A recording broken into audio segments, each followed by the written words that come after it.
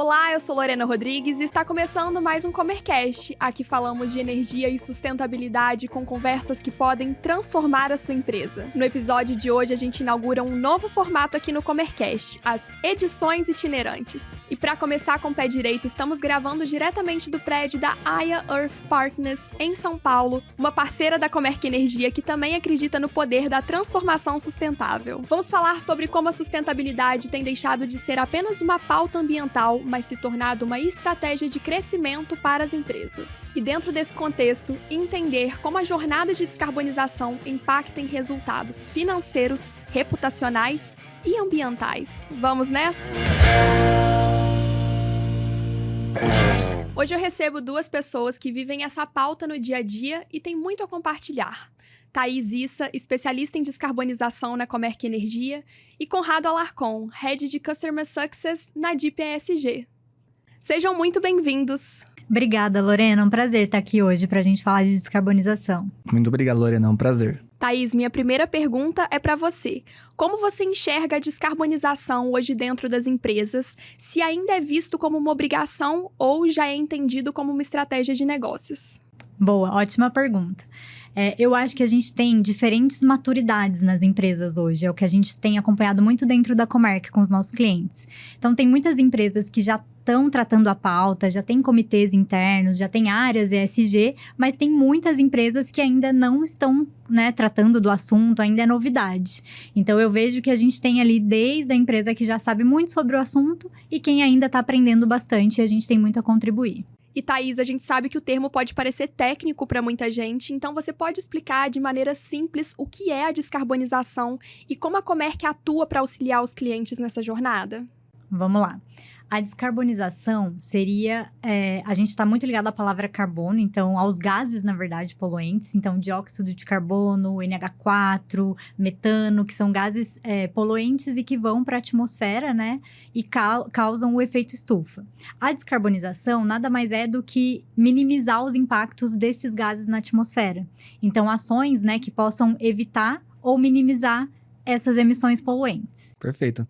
Então, Lorena, imagina que no planeta Terra a gente estaria envolto por um cobertor e que esses gases, à medida que eles são liberados, esse cobertor vai ficando mais espesso. E aí o que ele faz? Ele aumenta a temperatura global. Então, justamente como a Thaís mencionou, a descarbonização seriam essas estratégias de diminuir a emissão desses gases para esse cobertor ao redor da Terra não ficar mais espesso, ou até compensar as emissões que você faz, por exemplo, a questão de créditos de carbono. Perfeito. E a Comerc, como é que ela entra nessa história junto com as empresas? Maravilha. A gente, olhando, para toda essa questão e para o que a gente tem dentro da nossa plataforma de soluções, muitas delas ajudam o cliente a minimizar gastos com energia elétrica ou ter processos mais eficientes. Então, a gente, olhando para tudo isso, para essa questão de ter uma contribuição muito grande para aumentar os gases de efeito estufa nos últimos anos, a gente criou a Jornada da Descarbonização, que faz primeiro a mensuração, em parceria com a DIP ESG, Conrado vai falar mais um pouquinho. Então, a gente mensura primeiro quanto carbono uma empresa está emitindo durante um período, geralmente um ano, e depois conecta as soluções que podem fazer sentido para minimizar essas emissões ou até eliminá-las em alguns casos, e o que não conseguir fazer compensações. Conrado, eu ia justamente perguntar isso. Qual é a função da DIP ESG na jornada de descarbonização? A DIP é uma startup, que desenvolveu uma tecnologia com base em inteligência artificial e na jornada de descarbonização ela é responsável por fazer a primeira fase que a Thaís mencionou, que é justamente a mensuração. Então, a gente parte de dados contábeis e a partir desses dados contábeis a gente consegue fazer um inventário de carbono muito mais rápido do que as metodologias tradicionais e também com uma completude muito maior, o que foi necessário para a gente conseguir alcançar esse número de 500 jornadas, Depois disso, o próximo passo, como a Thaís também mencionou, é a análise do plano de descarbonização estratégico para as empresas. Então, a DIP, ela não somente fornece os inventários dos clientes para a Comerc, mas ela também serve como uma inteligência de dados para a Comerc, A DIP vai enviar um inventário de um cliente Comerc e vai mencionar, olha, esse cliente, ele possui as maiores emissões nessa categoria. Então, por exemplo, eu vou falar para a Thaís, olha, Thaís, esse cliente, ele possui as maiores emissões nos seus veículos ou no seu consumo de energia. E a Comerc consegue, então, relacionar as suas soluções né, de descarbonização e concluir a jornada completa, que seria a redução da pegada de carbono do cliente, né? Então, resumindo a minha resposta, a gente faz a mensuração em larga escala. Tudo começa, então, com esses dados, né? Os dados são extremamente importantes, pelo que eu tô entendendo pela conversa de vocês. Exatamente. Eu vou aproveitar essa deixa que você me deu, que eu tenho um dado aqui de que a Comerc atingiu recentemente o marco de 500 jornadas de descarbonização com clientes. E, Thaís, o que esse número representa para vocês e para o mercado, né? A gente está muito orgulhoso de ter atingido esse número, né? É um grande marco. A gente celebrou bastante, né? Foi agora em junho de 2025. E representa, a gente tem alguns dados que eu acho que vale a gente colocar para entender um pouco a dimensão. Existe uma plataforma que chama Registro Público de Emissões. No último ano registrado, ela teve 535, se eu não me engano, inventários publicados. Então, isso significa que no Brasil todo, a gente teve 535 inventários públicos e divulgados. Com esse nosso projeto, a gente chegou nesse marco de 500 em pouco mais ali de 2 anos. Então, a gente entende que é um número muito relevante para impulsionar a transição energética no Brasil, porque a gente ajudou muitas empresas, né, clientes nossas, a darem esse primeiro passo e talvez elas fariam isso só daqui a uns 3 anos. Então, a gente está muito feliz com essa conquista. Verdade. Mas como que vocês chegaram nesse número? Vamos lá, detalhando um pouquinho mais, né? A gente comentou essa questão de fazer primeiro a mensuração e daí a conexão com soluções, mas tudo isso envolveu principalmente a parceria com a DIP, como o Conrado comentou, o fato deles conseguirem fazer essa medição em larga escala foi muito importante para que a gente tivesse agilidade em conseguir, né, os números e fazer esse processo com os nossos clientes. Até contando um pouquinho da história, acho que é legal nesse momento, quando a gente foi ao mercado buscar um parceiro para conseguir olhar, né, para esse processo e a nossa jornada de descarbonização, o fato da DIP utilizar documentos contábeis e fazer isso de uma forma com inteligência artificial e rápida foi essencial para a gente fechar essa parceria. Então, isso foi muito importante. Acho que o Conrado também tem algum ponto legal para comentar. Acho que no primeiro ano a gente teve um desafio grande também, né, para conseguir chegar nesse número. Nossa, a gente teve um super desafio, né? Foi muito engraçado que eu tinha acabado de entrar na DIP, e a gente faltavam 2 meses, né, para finalizar o ano. A gente tinha uma meta naquele ano de 2023 de 250 inventários para serem batidos, logo no primeiro ano, né, da jornada de descarbonização. Em novembro, a gente estava com 115. Então, a gente se reuniu. Eu lembro até do Rogers, né, meu diretor, chamando e falando do tamanho do desafio que foi, né. A gente se reuniu, né, a gente fez um super plano, né, Nossa, aquela época eu lembro que a gente começou atuando principalmente no topo de funil. Os executivos da Comerc foram impecáveis, eles conseguiram trazer muitos clientes para a base da jornada de descarbonização. A gente reduziu os SLAs de cada fase e a gente conseguiu bater essa meta, né? Acho que a maior reunião nossa foi aquela de Natal, né? Que a gente aparecia com os fundos de Natal tendo batido a meta, né? E aí foi naquele momento que eu vi que, de fato, a jornada de descarbonização, né, essa parceria da DIP e Comerc é algo muito escalável. É algo com potencial de, como a Thaís mencionou, né, de como é um processo mais rápido, né, em comparação com as metodologias tradicionais do mercado, a gente fazer um inventário rápido e logo já ter uma solução, traz empresas que só iam pensar, que não possuem uma maturidade ESG agora, que só iriam pensar nisso muito para frente. Uhum.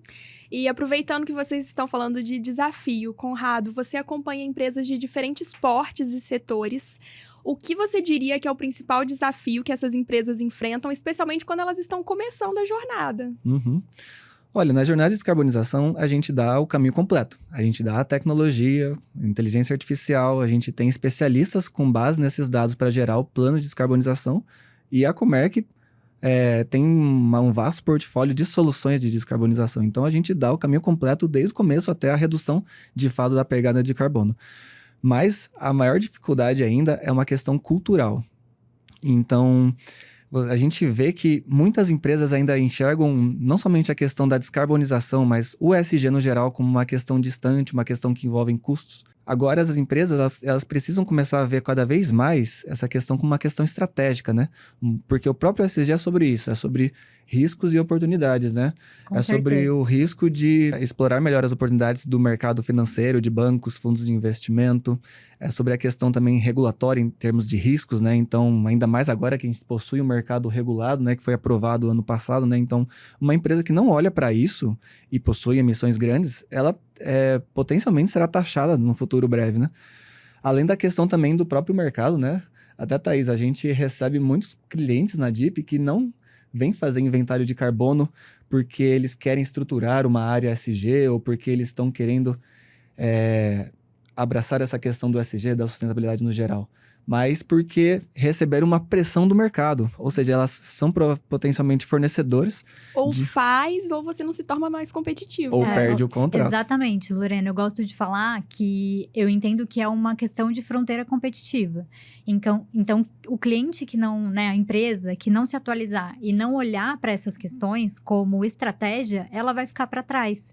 Porque seja pela pressão regulatória, seja pelos clientes, né? Até assim, dando um exemplo como pessoa física, e muitos amigos que eu conheço dessa questão do mundo de sustentabilidade, a gente começa a olhar, tem uma certificação legal essa empresa, ela está olhando para essas questões, ela já faz relatório de sustentabilidade, então a gente fica muito mais crítico, né, como consumidor, e o mercado, né, tem essas pressões regulatórias e toda a cadeia de fornecedores também começa a ter. E o público também, acho que isso também é importante, né? Exato. Muita gente que vai consumir alguma coisa das empresas procuram saber qual que é a procedência do que tá vindo, se tem uma preocupação ambiental, né? Exatamente, o que eu comentei, né? Como pessoa física, hoje eu já olho, tem essa certificação, tem um selo B, já tem um relatório, então a gente começa a ficar muito criterioso, né? Quando você começa a entender que isso traz valor, né? Isso tem um impacto positivo, né? Para todo mundo que tá ali empregado dentro daquela empresa, enfim. Toda essa questão mercadológica, né? Então, as empresas que já entenderam isso, elas colocam na sua alta liderança, em comitês, dentro das discussões mais importantes da empresa, essa pauta. Porque elas entendem que se não se renovarem em relação a isso, se não medirem, né, como a gente colocou ali o inventário, elas não conseguem nem ter planos para fazer essa descarbonização. Então, tudo isso é muito importante. Até lembrei de um outro ponto, a gente falou um pouco da questão da gente conseguir essas 500 jornadas, é muito atrelado também a gente estar olhando para o resultado. Então, isso é muito importante, né? Você ter ali esse incentivo ao resultado, o porquê eu estou medindo, onde eu quero chegar. Então, isso realmente é muito importante para a questão ESG também. Com certeza. E agora falando de escopos, qual dos escopos costuma ser mais desafiador para mensurar? Onde que as empresas mais esbarram? Com certeza é o escopo 3, né? Acho que até dando um passo atrás, né? Um inventário, ele é composto por 3 escopos. A gente tem o escopo 1 e o escopo 2, que são atividades mais diretas, principalmente o escopo 1, que é a atividade direta, o escopo 2 indireta relacionado à energia, e o escopo 3 seria tudo relacionado a bens e serviços comprados, viagens a negócios e cadeia de fornecedores.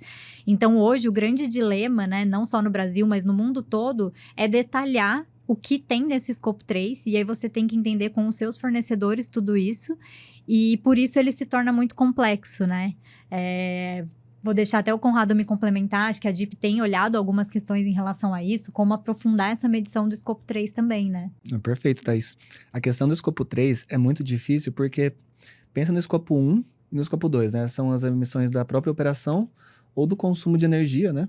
Você consegue fazer análise dos dados, você consegue fazer a mensuração, você consegue ter uma medida de descarbonização porque somente depende de você. Então, estando dentro do seu planejamento estratégico, do seu orçamento, você consegue ir lá e atuar. Então, se você quiser migrar para o Mercado Livre, né? Você vai lá e migra. Se você quiser comprar certificados iRec, isso depende somente de você, mas a partir do momento que você precisa lidar com dados de terceiros, aí começa um grande desafio que é justamente a questão do escopo 3, né? Dentro do escopo 3 tem alguns pontos, assim, que eu acho importante mencionar, que são desafiadores. O primeiro é a questão do engajamento. Então, uma empresa que quer fazer uma mensuração da descarbonização na cadeia de fornecimento, ela precisa primeiro engajar os clientes.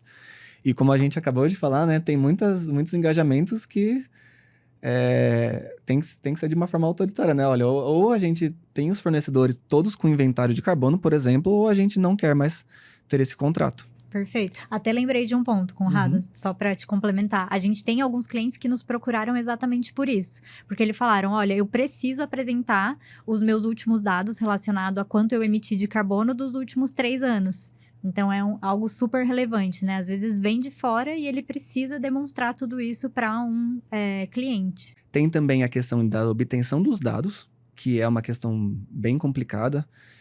Tradicionalmente, é um grande gargalo nessa questão de descarbonização dos fornecedores. E a padronização. a padronização de como a gente recebe os dados, de como a gente trata, de como a gente analisa esses dados. E essa questão das características contábeis traz essa padronização para o nosso processo dentro da jornada de descarbonização. Queria fazer um complemento também, acho que é legal, o Conrado mencionou algumas vezes a questão contábil, né? E isso é muito bacana porque os clientes, eles já têm esse documento emitido uma vez por ano. Então, isso simplifica muito também esse processo de obtenção dos dados. Bem lembrado, Thaís. É um documento que já existe, então as empresas não precisam produzir, fazer um novo documento, ele já existe. Na verdade, ele é somente inserido na nossa plataforma, ela faz a leitura, faz algumas perguntas, poucas perguntas, e já sai o inventário pronto e os resultados prontos para a Comerc atuar. E uma dúvida, esses escopos, eles são interdependentes? Por exemplo, você pode fazer do escopo 1 e do escopo 2 e não do 3 num primeiro momento? Ou não, é sempre 1, 2 e 3 acompanhados, assim? Não, você pode escolher, assim, no momento que você está iniciando a mensuração, ou até onde você vai atacar primeiro, né, para uma questão de descarbonização. Tem muitas empresas que fazem o escopo 1 e o escopo 2, porque, como eu mencionei, é o que depende somente delas. E até isso, Lorena, um ponto, assim, que é um grande diferencial nosso é porque dentro dessa metodologia de dados contábeis, a gente consegue ter mais acesso aos dados de escopo 3, principalmente os dados upstream. Se você for analisar um inventário que um cliente teve com alguma outra empresa, né, anterior, e comparar com o nosso inventário, né, da jornada de descarbonização, você vê que no escopo 3 tem uma riqueza de dados muito maior. Então, essa jornada de descarbonização também vem para curar essa questão do escopo 3 de mensuração nas empresas, né? E superados esses desafios, estou com o inventário em mãos, Thaís. Qual é o próximo passo? Onde entram as ações práticas, como a compensação via créditos de carbono? Perfeito.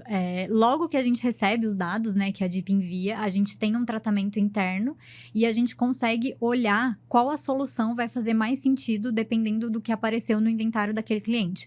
Como o Conrado comentou, às vezes aparece lá, combustão móvel, que é ligada à frota de veículos. Então, a gente consegue entender quais as alternativas a gente tem de combustível até chegar, por exemplo, a uma frota elétrica. E a gente consegue dizer qual o potencial de descarbonização. Então, assim que a gente recebe os dados, a gente faz toda essa árvore, vamos dizer assim, de conexão. E eu acho que dentro da Comerc vale destacar, né, o Mercado Livre de Energia, onde a gente tem a migração, né, de unidades que estão no, a gente fala, ambiente cativo para o Mercado Livre.